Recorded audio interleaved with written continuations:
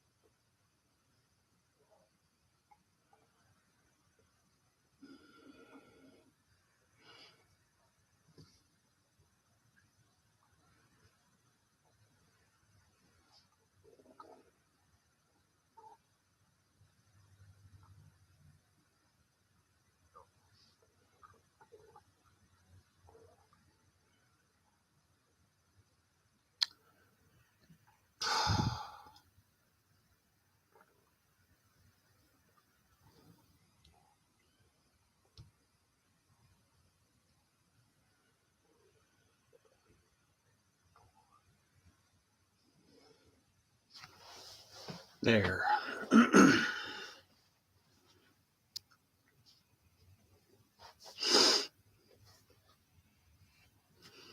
Oh boy. Yeah, family.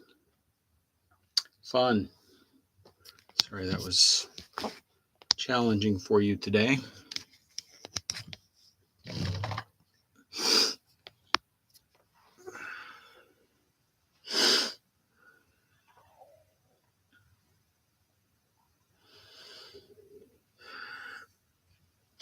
I know today could be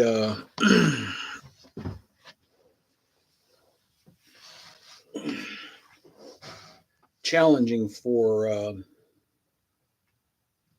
some folks. Why do they call it Maundy Thursday? So Maundy Thursday comes from a Middle English word that comes from an Old French word that comes from a Latin word, mandatum. Um,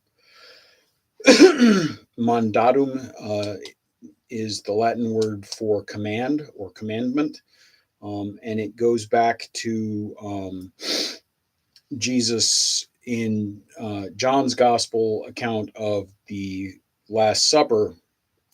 Jesus says to the disciples, I give you a new commandment, that you love one another. As I have loved you, you should love one another. In the Latin translation of the Bible called the Vulgate, that was used for most of the Middle Ages, that that sentence from Jesus actually begins with the word mandatum, which then got morphed into Maundy. So it's kind of like the song that Mary sings in Luke chapter 1 when she goes to visit Elizabeth. In English, it starts out, my soul proclaims your greatness, O Lord, or my soul magnifies the Lord. um, in Latin, because Latin construction works differently, the first word is Magnificat, which is why we call that song the Magnificat. Good night, Diz.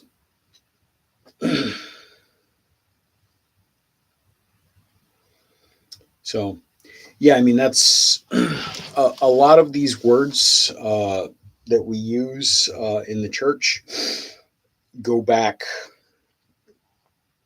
hundreds or thousands of years.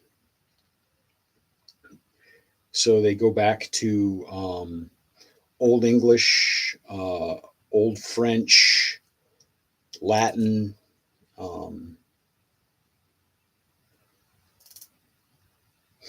It's like the word gospel. Goes back to an Old English word, Godspell, which is where the name of the musical comes from.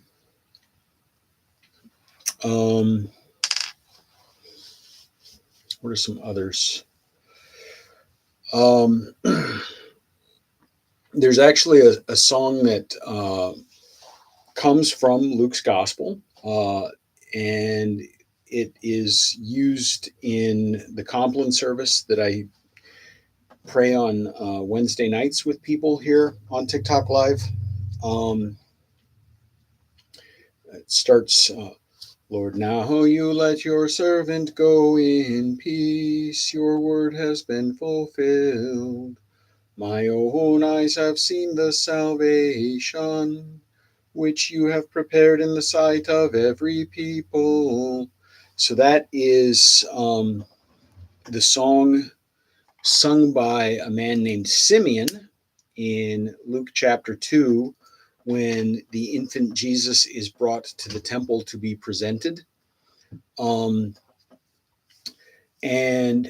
in Latin, the first two words are nunc dimittis, so we call it the nunc dimittis. Now you dismiss is what nunc dimittis means in Latin. And then just because, we can't be consistent to make it a little bit more understandable, we have to make it as confusing as possible. Some of the words come from Old English, some of them come from Old French, some of them come from Latin, some of them come from Greek.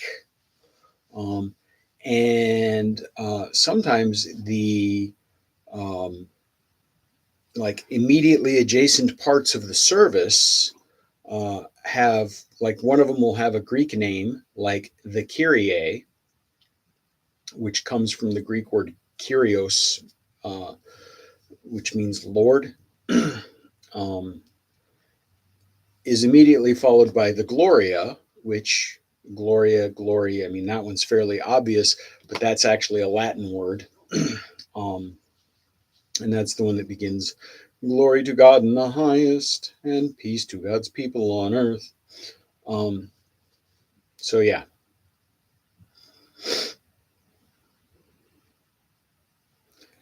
Sometimes in my more cynical moments, I think that we give all of these things these wacky names to confuse lay people. Because it's like any technical field, if you make the jargon obscure enough, you make the professionals indispensable because they're the only ones who understand the jargon. That's when I'm, feeling snarky and cynical that I believe that. But the truth is, it's just because the tradition has built up slowly over the course of 2,000 years. Um, and so different pieces got added at different times and from different traditions.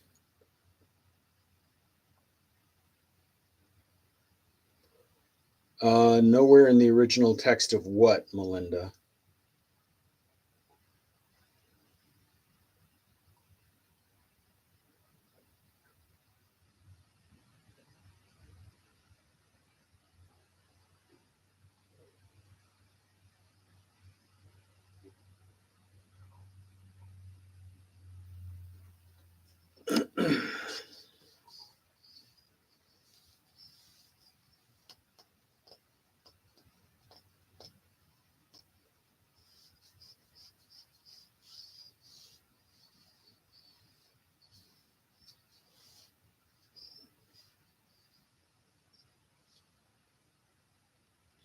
Yeah, you definitely want to be careful with the Latin, um, for exactly that reason. And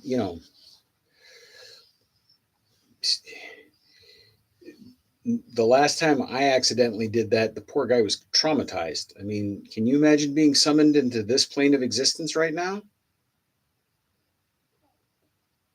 I felt bad for him.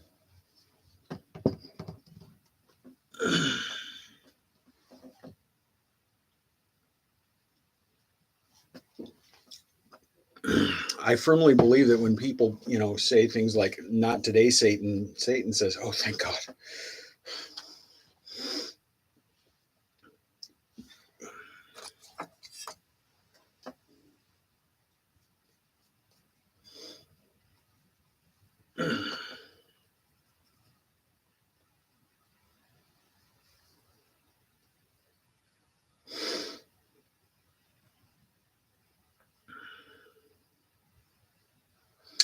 So, I mean, yeah, and the thing is with the different languages and like translation and all of that stuff.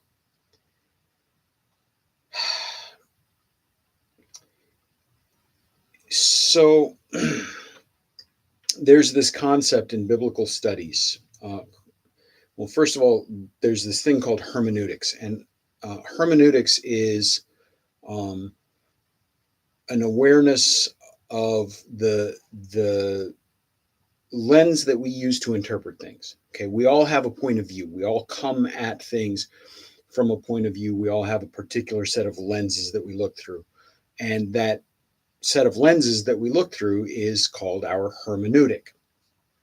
Okay, and the study of hermeneutics is the study of these different kinds of interpretive lenses and how they affect our interpretations of things and our readings of things.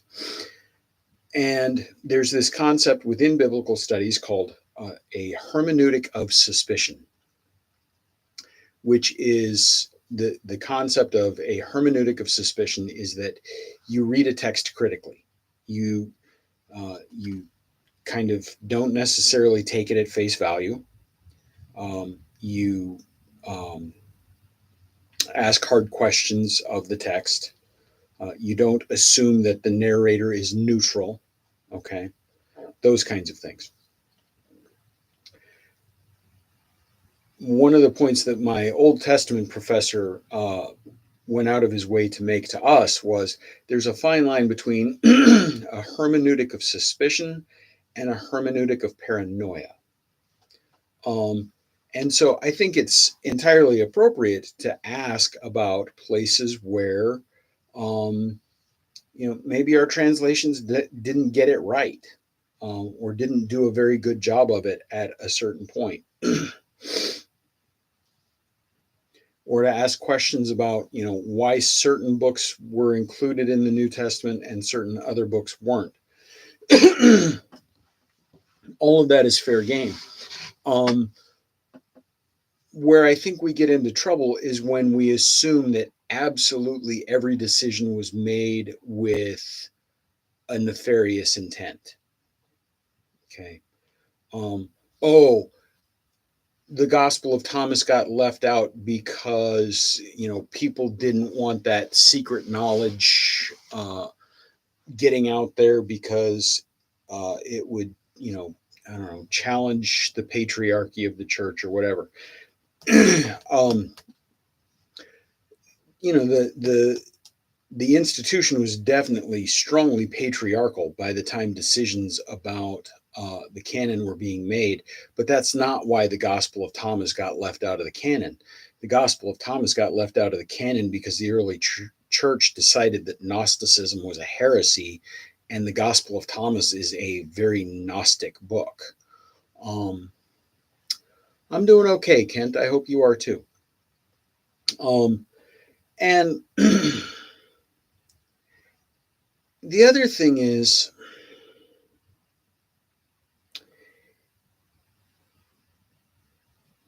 there's times when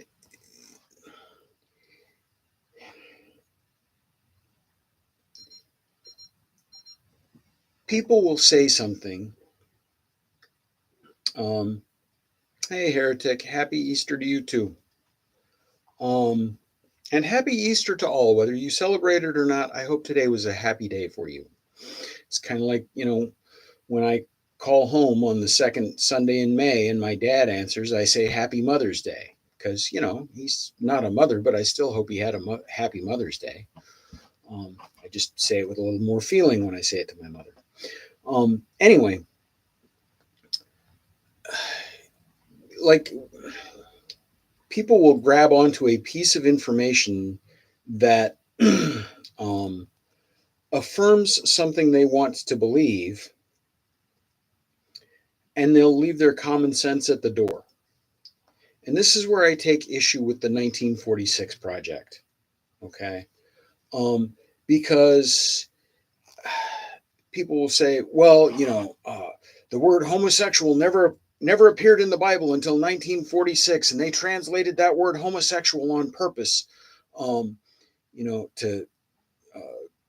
introduce homophobia. Okay. Clearly, there was homophobia in the church long before 1946.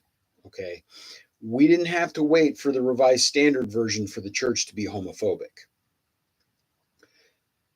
Was that the Revised Standard Version in 1946 the first time the word homosexual was used in a translation of the Bible? Yes. That doesn't mean that the previous translations did much better with that passage. In fact, the previous translations used words in that spot that today we would consider to be slurs. So homosexual was kind of an improvement. And to claim that, that translation decision in the Revised Standard Version in 1946 is what, led the church down the path of condemning homosexuality and being homophobic is just ludicrous. Because if you think about it, the traditions, the theological traditions that are the most venomously and aggressively homophobic these days, conservative evangelicalism, fundamentalism, are traditions that think the RSV translation is too liberal. Okay. They won't even use that translation, let alone any of its like follow on translations, because they think it's too liberal. So clearly, they did not need that translation decision made in 1946 for them to be homophobic or for them to believe that the Bible supports their homophobia. So, to point to that decision that was made in the translation of the Revised Standard Version in 1946 and say, see, this is the, there was this nefarious plot to make the Bible homophobic in 1946. It's just bullshit. It's just complete bullshit. And what it does, the problem is that it completely obscures the reality of a much longer history of Christian homophobia that we need to atone for. And it makes the people who are arguing that like that's the advent of homophobia in the church sound so ludicrous that nobody wants to listen to anything. I mean, no critic is going to want to listen to anything that they have to say, because they can so easily write them off on the basis of this, ludicrous statement here. Which is why I kind of cringe every time somebody tags the 1946 Project in a comment on one of my videos, because like they mean well, but correlation does not equal causation. And you can have your facts right and still draw the absolute wrong conclusions from them. And banging that drum harder and louder doesn't make it any more accurate. So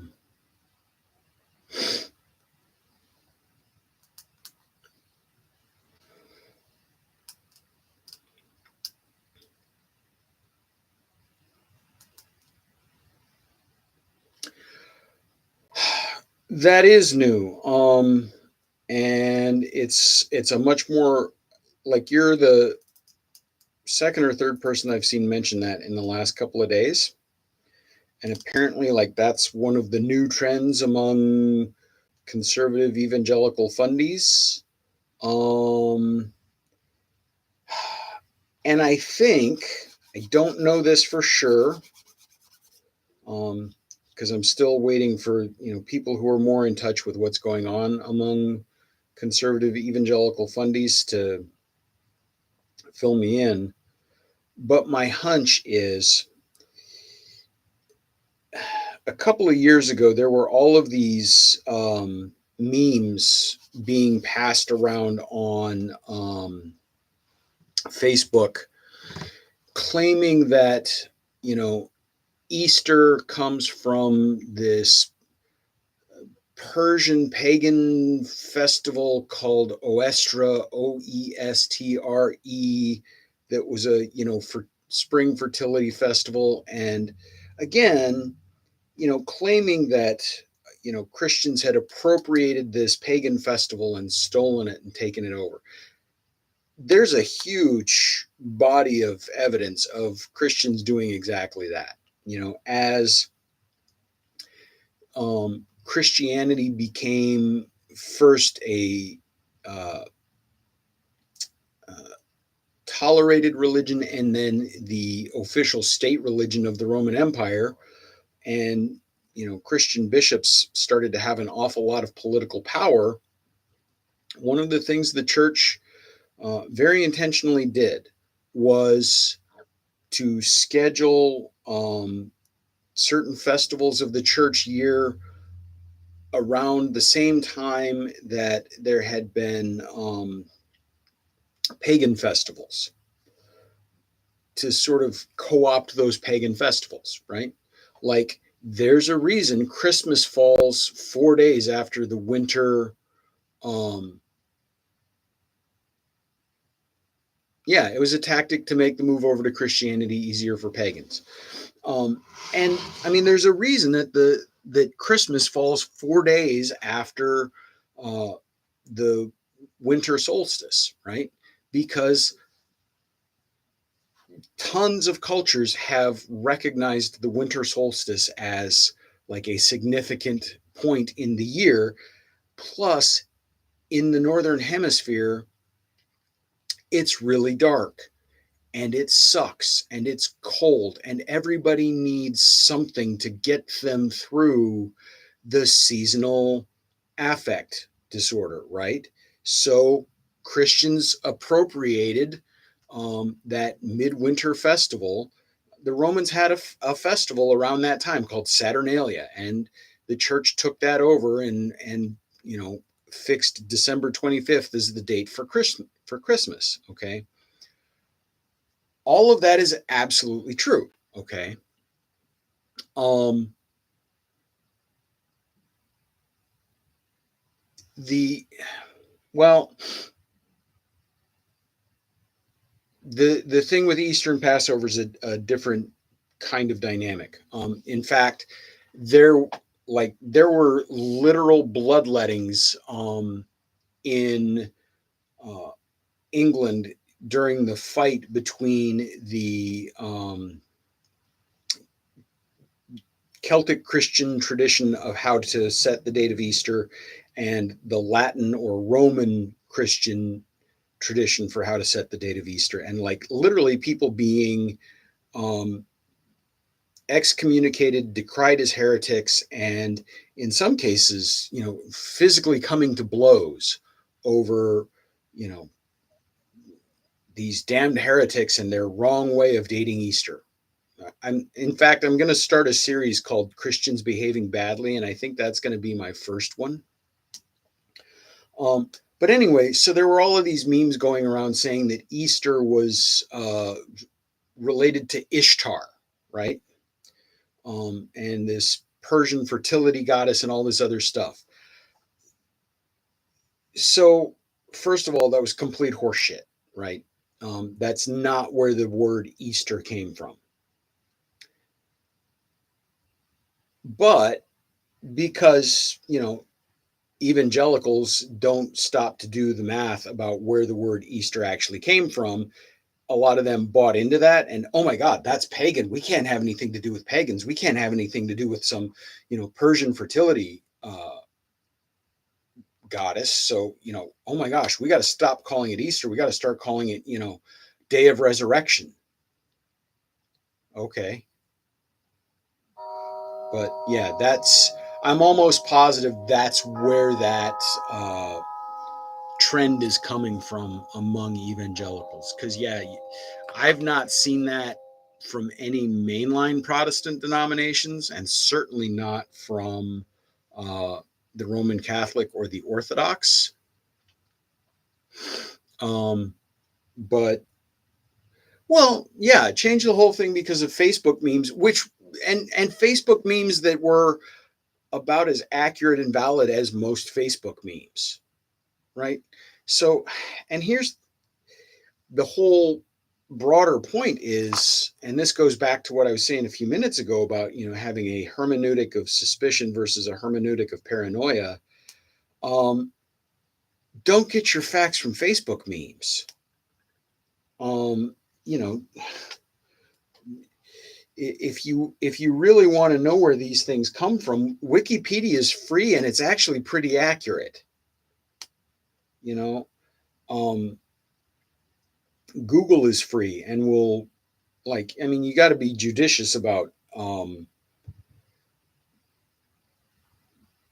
which sources you believe from a Google search. But the thing is, because of the way Wikipedia is set up, and the fact that, if somebody goes and posts something that's complete bullshit in a Wikipedia article about something, um, asking a pastor is free, true, but we also have our own agendas, um, and we're not always objective either.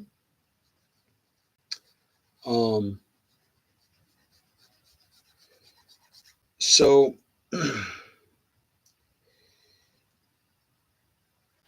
um, the great thing about Wikipedia is if somebody posts something, say somebody goes in and edits the Wikipedia page on Easter, and puts in a paragraph saying that the name for Easter came from this fertility goddess, this Persian fertility goddess named Ishtar. Because anybody can go and fix it, somebody's going to catch that pretty quickly and go fix it. Um, this is a case where, like, everybody having the power to fix things tends to lead to a better result.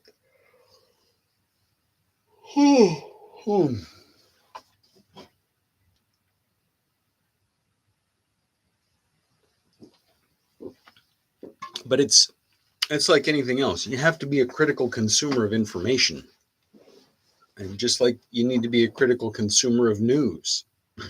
Um,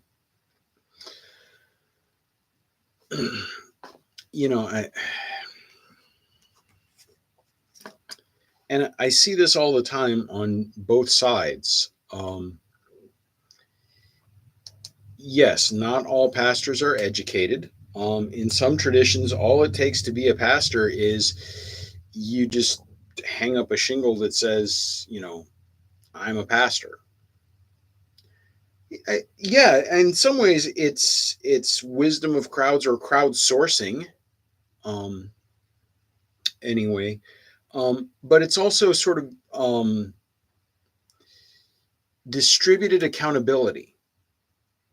Um, there's a lot more eyes watching something, and so, like, there have been times when I've been going down a rabbit hole on something because my ADHD kicks in and I get really into something, and I wind up following a trail of links down a rabbit hole on Wikipedia, and I wind up reading an article about something, and, like, there's a line there, and I'm like, wait a minute, that's false, and I know that's false. And I actually created an account so that I could log into Wikipedia and fix things that I knew to be false.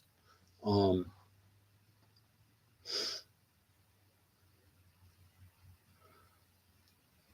and you find people who are really passionate about certain things, and also really passionate about accuracy and facts, and they tend to maintain things like that.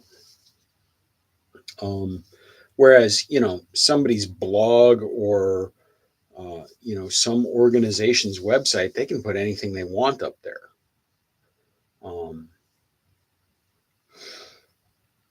It's kind of like,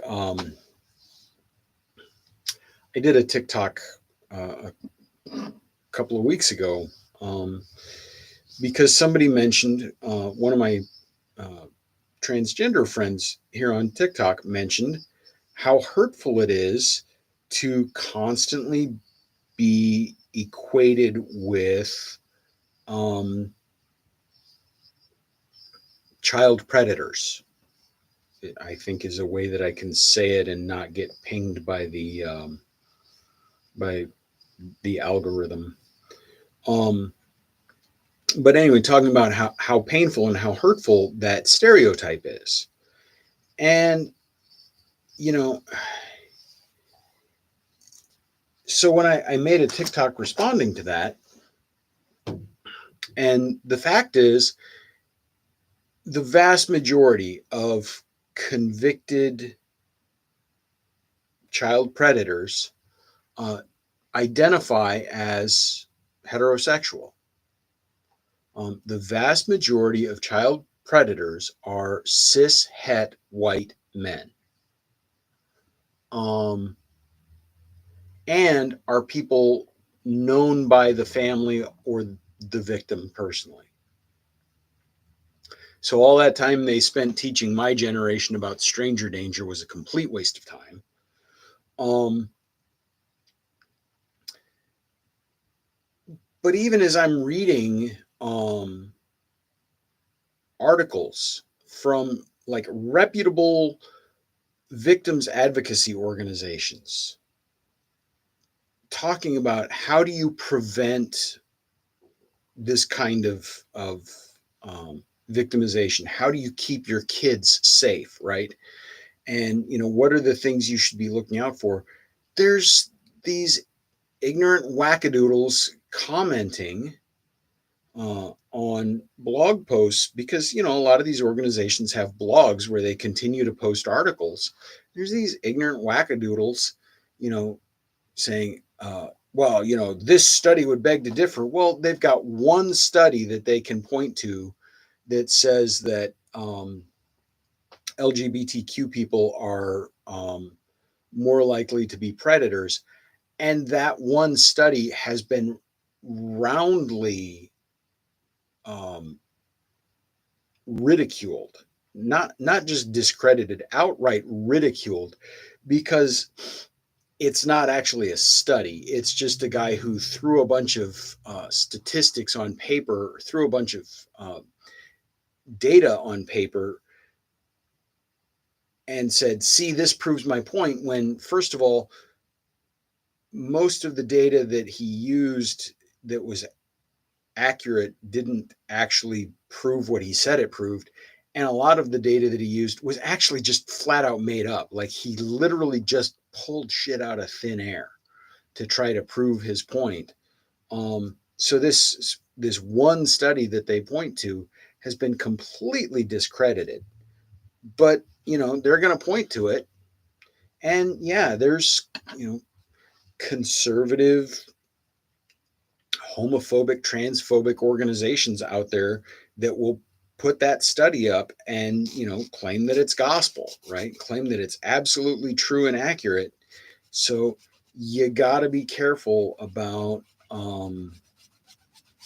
where you get your data and verify, because the whole thing about science and, the scientific method and social science is if it's true, there'll be more than one study that points to it, right? There'll be more than one study that says these are the facts, right?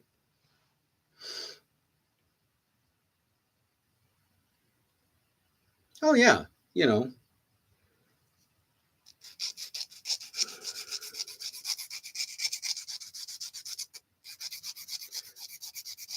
But see, and that's a perfect example of what I'm talking about. And I mean, this all kind of falls under confirmation bias. Um, we are we look a lot less critically at sources that tell us what we want to hear.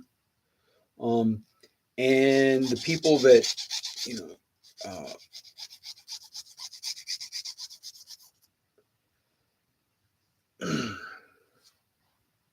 the people that jumped on board this tariff train want to believe that the answer to their problem is, to stick it to these other countries that we trade with. Um, Never mind the fact that, you know, all of the economic data um, shows us tariffs don't work. How do you get people to let go of their confirmation biases and the Dunning-Kruger effect? Thanks for being here, Jack. Have a good night. Uh, I wish I knew. man, if I knew, I'd write a book and I would, patent the method, and I'd, you know, make a ton of money, and I would retire and I would spend the rest of my life, making sawdust in my shop and throwing money at um, good and worthy causes. Um, so I don't know, but I think um,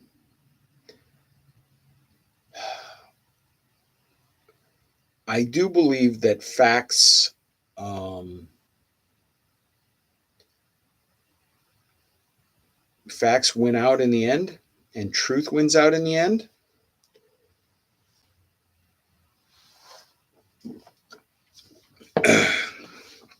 I know what the answer is not. I am 100% convinced that the answer is not make up your own sources on the other side, right? um, I don't think the answer to conservative confirmation bias is progressive confirmation bias. I don't think the answer to um, conservative data manipulation is progressive data manipulation. Um, I think you just keep plugging away and pointing to, look, this is what the data says, right? Like, you know, you're entitled to your own opinions, but you're not entitled to your own facts.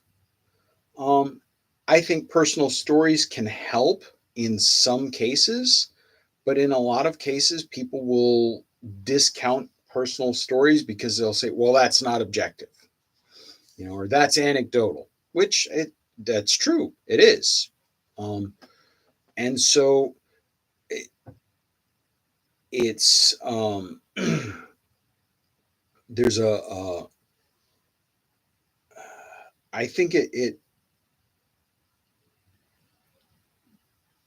it's a broad based. I think the strategy that's going to change that has to be broad based, because there are going to be things that will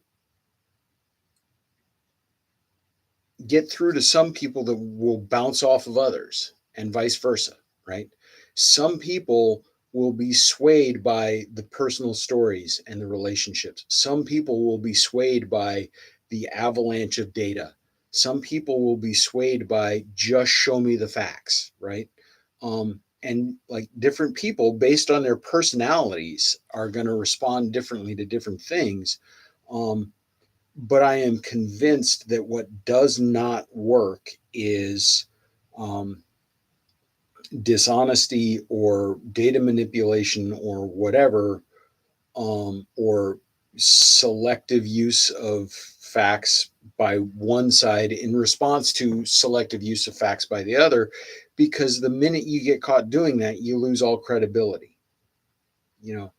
And you know, if you're talking about this in political terms, it's important to remember that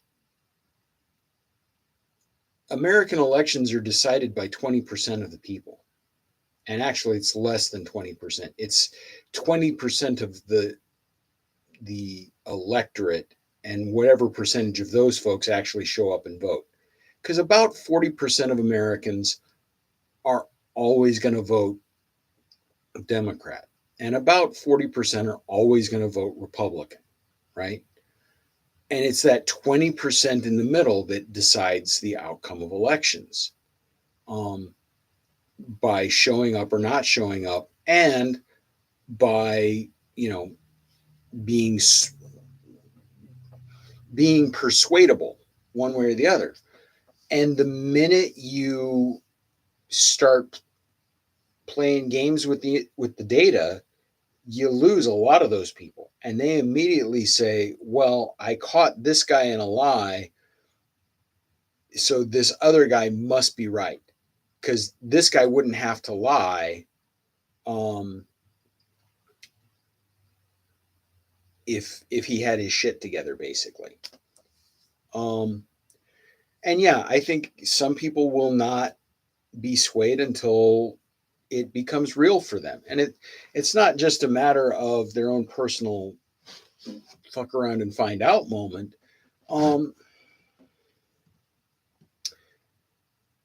I have a friend of mine who, well, we're not friends anymore. A former friend of mine who I was very close to, um, who, um, one of the reasons that the main reason we're not friends anymore is I got sick and tired of him calling me a heretic, um, because, I have this crazy idea that God actually loves gay people. Um, and, so when my denomination decided in 2009 to allow for full inclusion of LGBTQ people in the life of the church, he was one of the people who left. Um, and if, like, okay, fine, you have your position and I have mine, and you believe what you believe, and I can respect your deeply held belief. I disagree with it. But at that point, I was willing to say, okay, I can I can accept that this is, a matter of conscience for you and whatever. What was problematic for me was that he could not stop calling everybody who disagreed with him a heretic and an apostate. And at a certain point, I just got sick of it. Um, Fast forward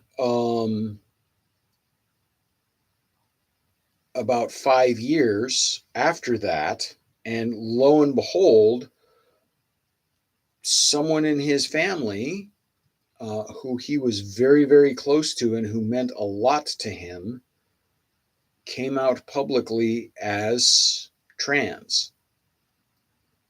Um, and that was a gut check moment for him. Um, and I'm told, I haven't talked to this guy in 16 years now. I'm told that, like, he changed after that. I hope so. Um, it's a little sad that that's what it took. It's a little sad that he couldn't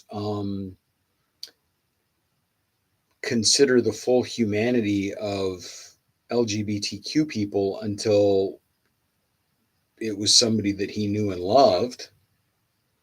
Um, but, that's what it takes for some people. Um,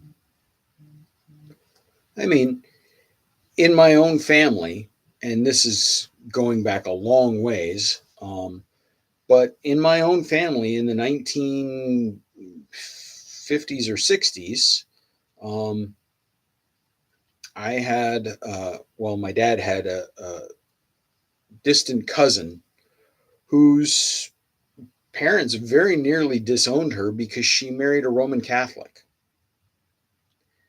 Um, Now, it was a different time and a different age, but still, fucking stupid, right? And what was really ridiculous was that Roman Catholic guy that she married wound up being like a second son to them and took incredibly good care of them in their old age. Um, and that's what it took for them to be able to consider that, maybe not all Catholics are heretics, or maybe not all Catholics are, uh, papists or whatever other Catholic slurs they were using. Um, Sad that that's what it took, but that's what it took, you know. Um, and that's one thing where I think it matters when people are out. It matters when people are willing to stand up publicly and say, this is what I think and this is what I believe, because it gives other people pause and makes them reconsider.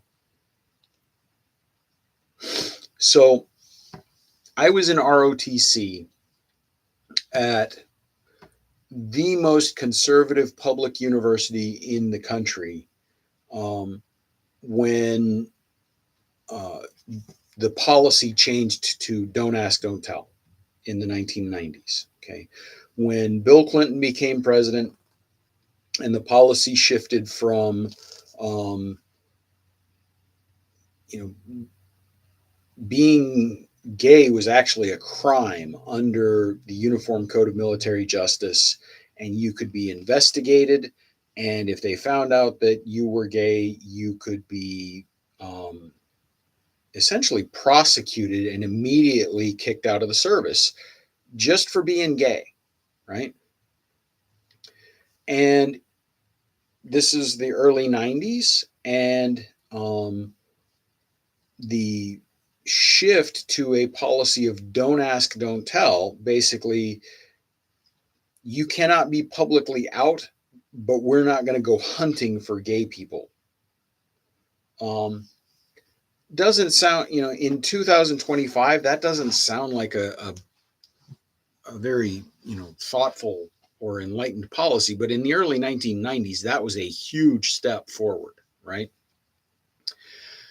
And of course, because it was the policy enacted by, Bill Clinton, everybody in my ROTC unit thought it was bullshit and it was going to destroy the military and it was going to destroy good order and discipline and blah, blah, blah. And like every horror story you can imagine. Well, and it's the same line of bullshit that's being pushed now for why trans people shouldn't be allowed to serve.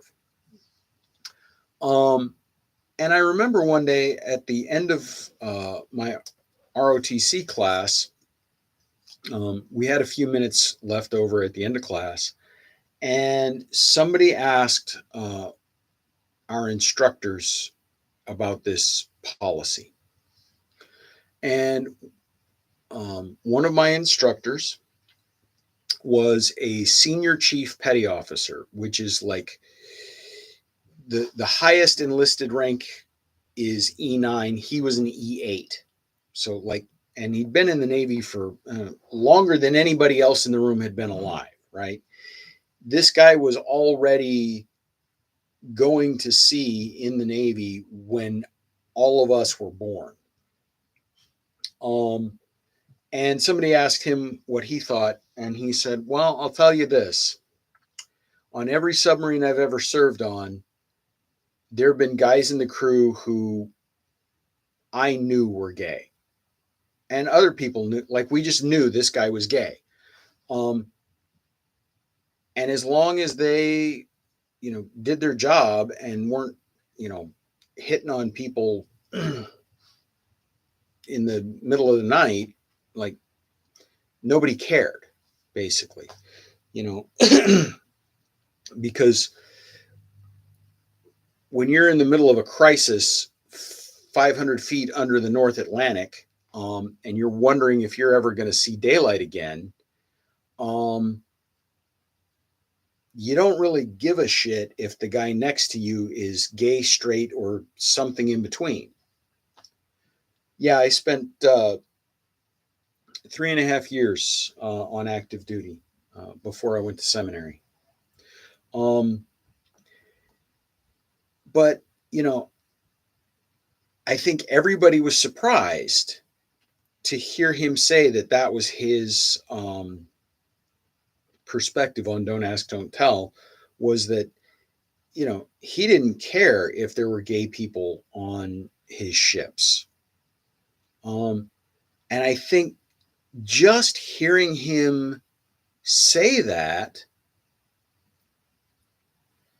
was eye-opening for a lot of people and made them rethink their own position on that issue. And, there were people in that room with me that day who I know were surprised to hear him say that, who I know were vehement that, don't ask, don't tell was going to destroy the military and everything else. And they're still on active duty, and they are actually advocates for LGBTQ people in the military today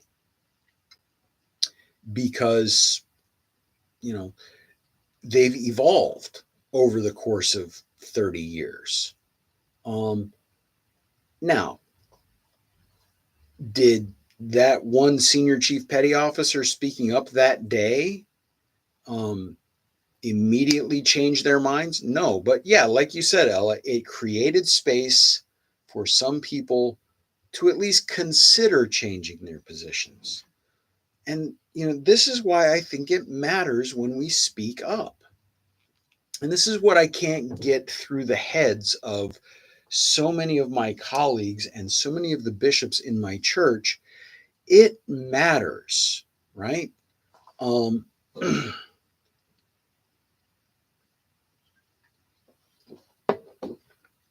you know, the vast majority of the clergy in my denomination,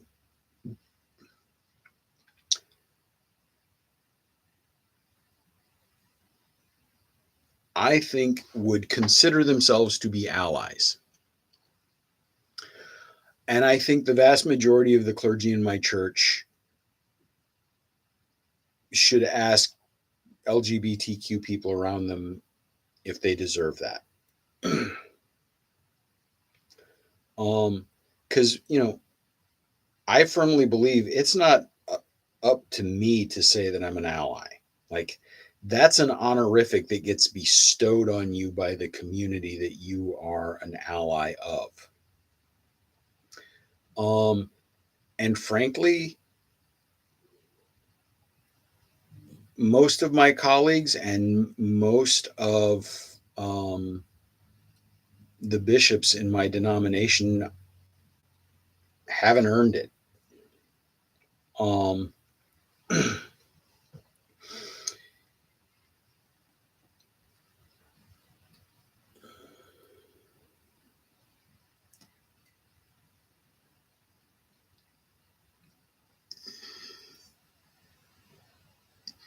and, you know, I think that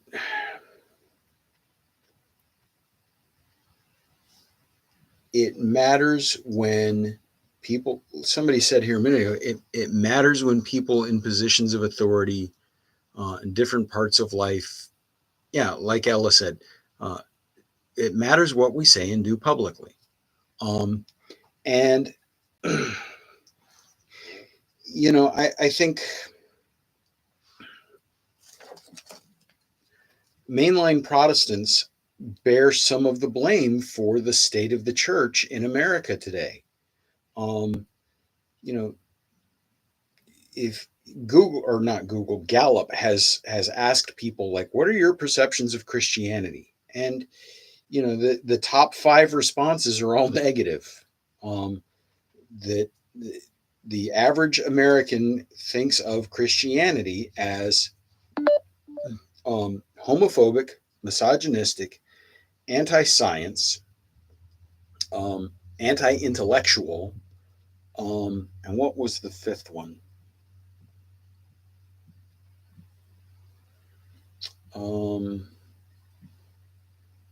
I forget what the fifth one was, but it was also a negative, right?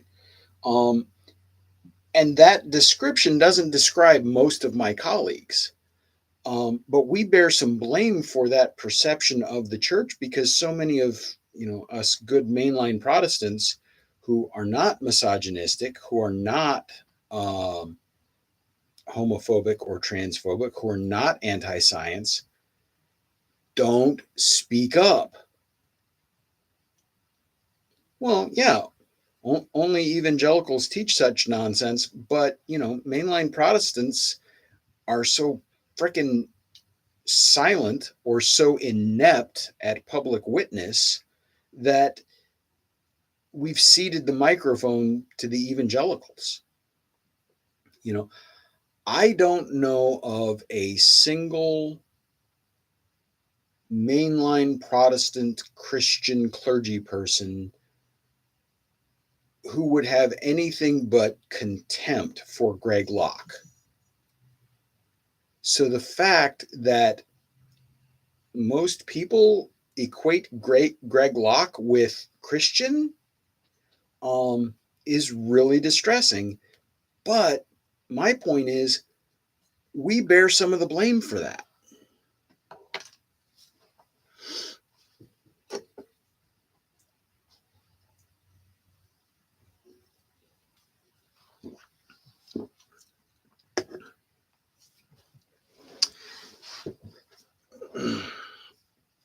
You know, when the Tangerine tragedy took office in January and immediately started with this onslaught of executive orders targeting especially trans people and immigrants. A couple of bishops in my denomination came out with very strongly worded statements and unequivocal statements posted in public places about standing for the dignity of all human beings and especially our trans siblings. I was in the process of writing an email to my bishop, sharing those with him, and Christos Aneste, happy Easter, traffic man. For those who don't know, Christos Aneste is Greek for Christ is risen. I was in the process of writing an email to my bishop asking him if he would make such a statement himself, when he rolled out a statement that was just complete mealy mouth drivel. Just and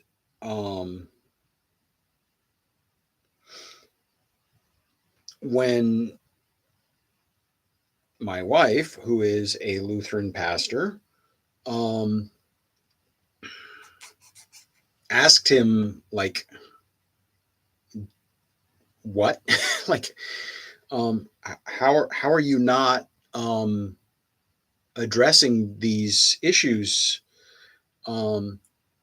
He said, well, you know, those are national those are federal government issues, and those are addressed by the presiding bishop of the national church, not by me as a synod bishop.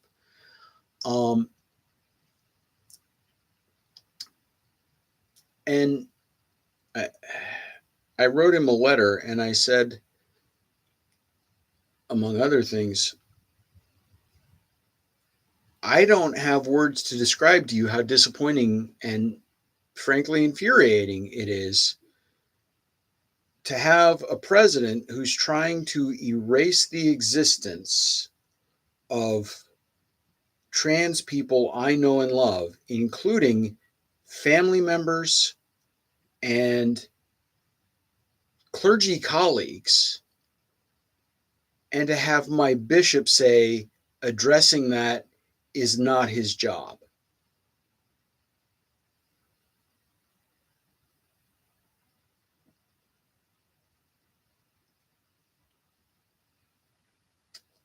The good news is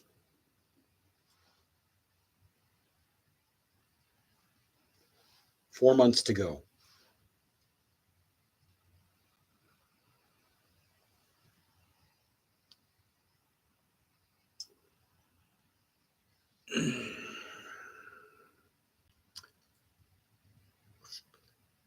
And, you know, in early June, we get to elect a new bishop. So, grilled cheeses going into ELCIC Lutheran Seminary in the fall, and your trans, how do you work past I didn't get the second half of the question of what you're trying to work past.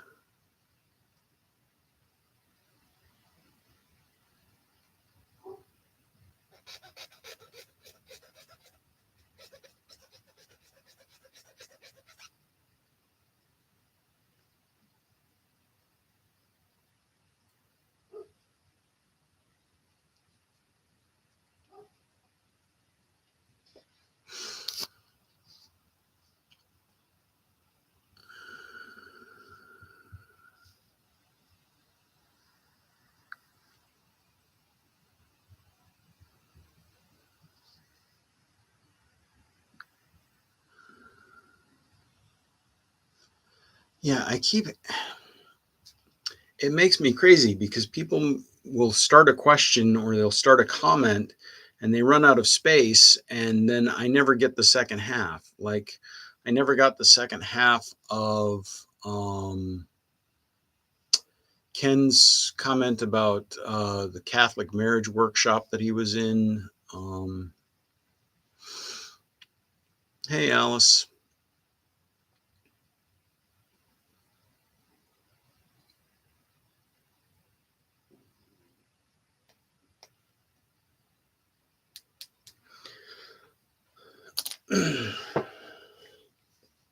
um,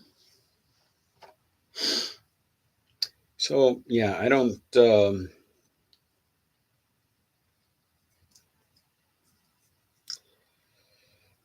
know what to do with the church some days. Because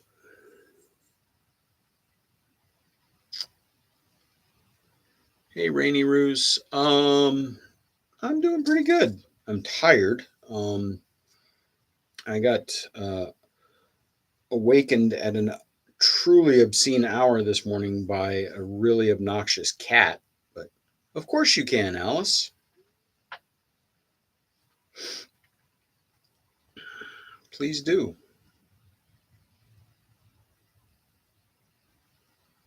Hopefully, TikTok will actually let me see it so I can try to answer it.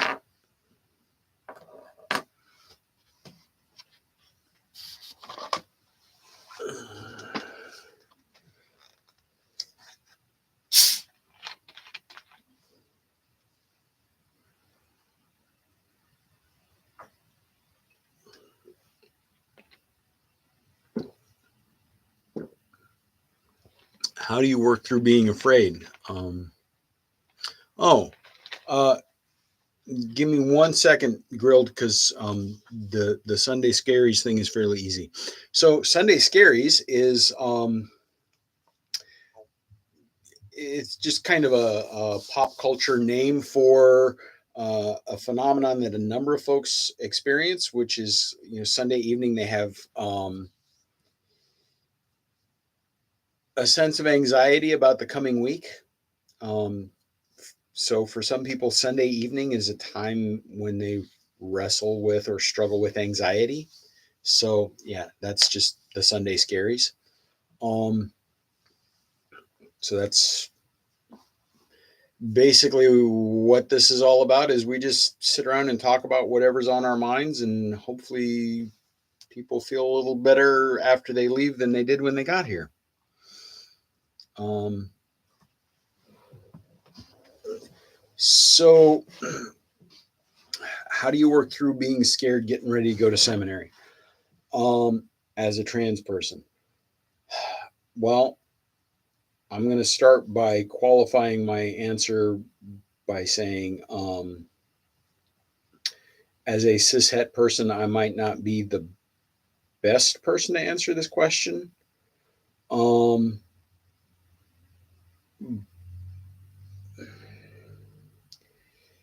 I guess part of what I would say is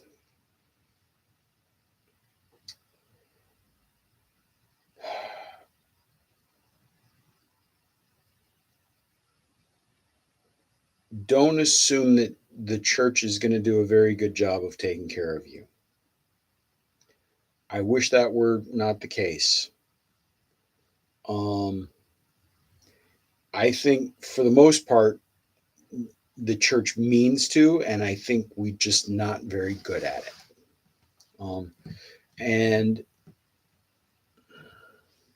And I say that based on conversations with gay and trans seminarians and colleagues. It's a lot better than it used to be, but man, we still got a long way to go.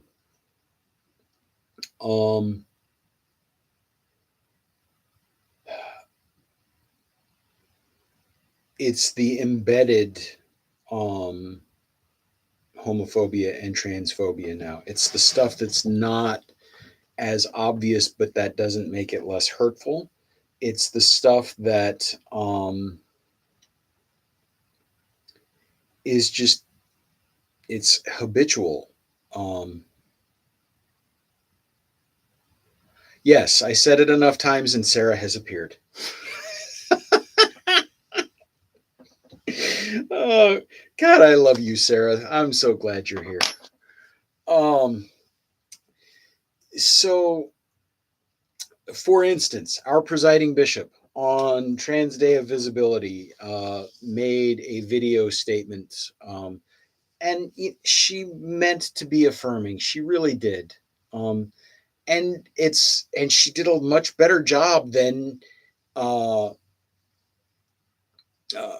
for years previous, right? Like the statement that she made was actually a whole lot better than the deafening silence that we normally get. But she insists on, she keeps coming back to this line of, you know, our church holds, or people in our church hold many different opinions about gender, basically, or about gender identity issues. I'm like, okay, stop giving cover to transphobes, right? I think we're now at a point where we can say, no, transphobia is not okay. And this is not an agree to disagree issue, etc. The other thing is, like, she had this phrase of trans people are beloved children of God regardless of their gender identity. And it's the regardless point that makes it sound like, well, you're trans, but God loves you anyway. Instead of, you as a trans person are a beautiful and beloved child of God, period. Exactly. Regardless feels like in spite of, and because it is, and that's the problem. And I don't think she means it as in spite of. I think she doesn't get that that's how it sounds. And I know that there are trans people who have made the point to her that that's how it sounds. Please stop saying that. And she has, like, heard that and nodded and said, yes, I get it, you're right, and I'll stop saying that. And then she says it, and I think it's just habit. It's just force of habit of 16 years of this church trying to, like, be the big tent where, like, everybody can have a place, because we don't want the transphobes and the homophobes to get mad and leave. You know what? At this point,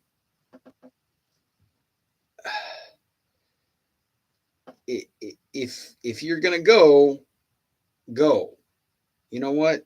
If you're not okay being part of a denomination that thinks that God loves gay people, and God loves trans people, and God loves queer people, and God loves asexual people, if you're not okay with a church that says unequivocally God loves LGBTQIA plus people, not in spite of who they are, but because of who God created them to be, well, then we ain't the place for you, my dude. And there's the door, and God bless you on your way.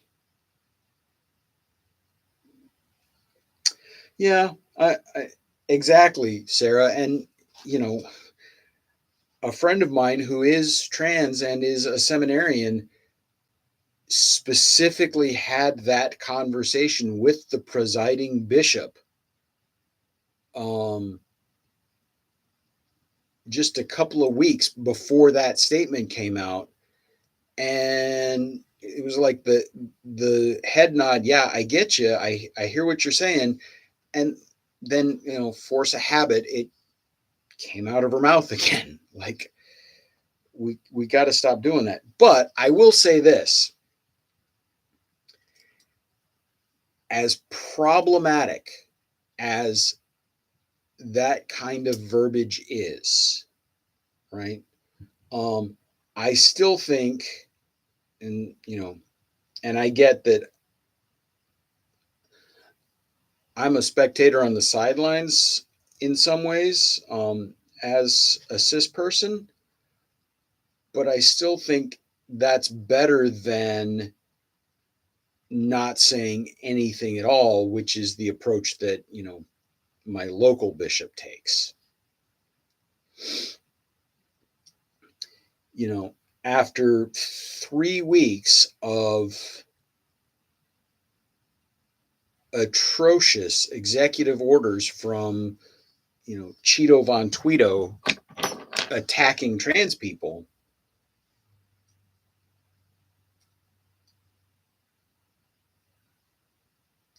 his, pastoral message referred to that as recent events affecting the LGBTQ plus community. Couldn't even bring himself to say the word trans, let alone be specific about, you know, outrageous attempts to strip trans people of their basic human rights. Like, I like, mm, I have no words for that level of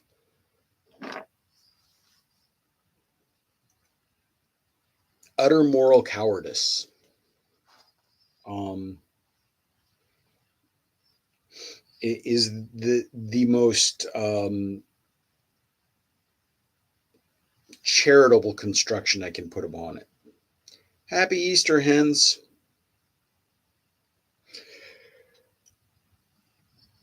Excuse me. Mm.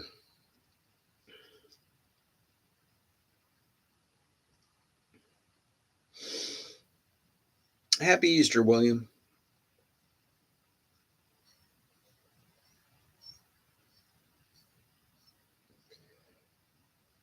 But to come back to your question, Grilled, about how do you work through the fear? Um,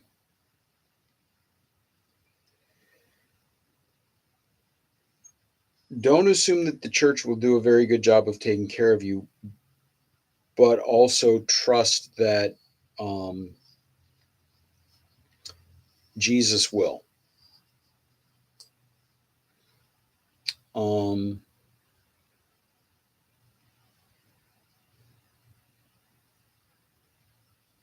yeah. Um, and I think community is where you find it, and in some cases, community is where you make it. Um, the good news is we live in the era of the internet, so community is easier to find, even in places under, you know, heavy influence of the past. Um,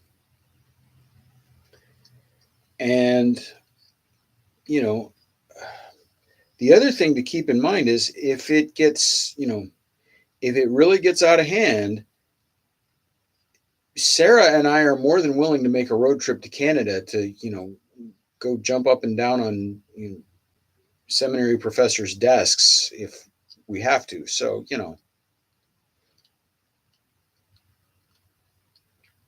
I would say, and so is Gretchen, but like I can't take Gretchen to things like that because she'll get arrested. See, that's the thing. Everybody thinks that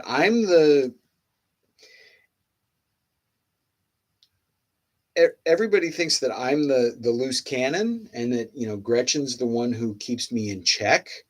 Um, but if you take me and Gretchen both to a protest, I'm the one carrying the credit card, because it's more likely I'm going to have to bail her out than she's going to have to bail me out. Yeah, mine's expired too, Sarah, so we should get on that.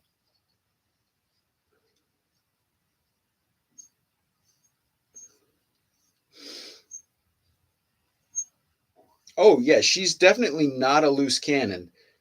She is a well aimed projectile weapon.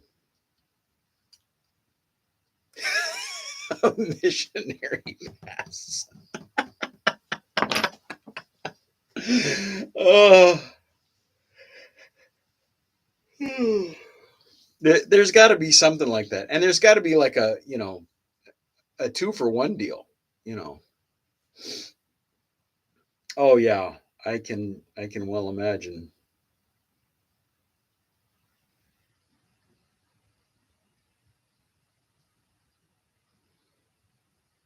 Mm.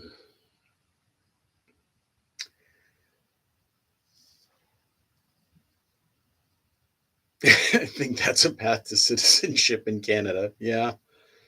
Oh. Well, folks, it has been a long time since 3:30 this morning. So I'm going to wrap it up. Thank you all for being here. Um, and thank you all for being a light in my life and renewing my hope in the church, and just, my hope in human community.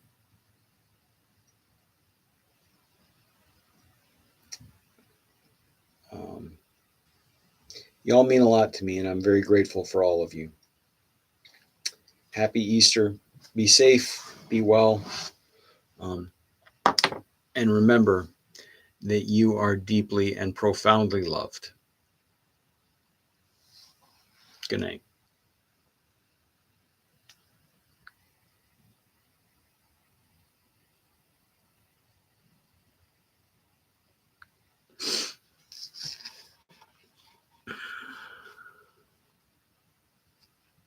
Good night.